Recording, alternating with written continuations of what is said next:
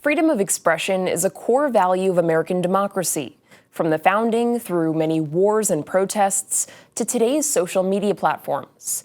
The First Amendment's free speech protections have been debated and challenged in every generation. Now, a poll by the University of Virginia shows that a growing number of Americans believe the government should restrict certain expression.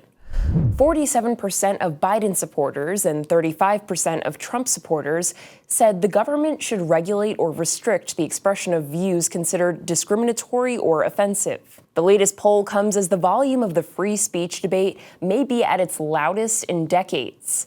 Calls for social media platforms to censor certain speech have been met with a lot of friction, some saying censorship on the platforms has gone too far. Elon Musk purchased Twitter, now known as X, to expand free speech around the globe. In his effort, calls for Musk to censor hate speech on his platform have grown louder, with Israeli Prime Minister Benjamin Netanyahu urging Musk to counter anti-Semitic speech on the platform. The freedom of expression debate also exists on college campuses, as some universities in the past have banned or disinvited certain speakers from campus. In September, freedom of speech rankings among colleges in the U.S. had Harvard University at dead last. Americans are also increasingly distrustful of and willing to approve of violence against political opponents. Nearly 70% of voters who support Trump and Biden believe that electing officials from the opposing party would result in lasting harm for the U.S.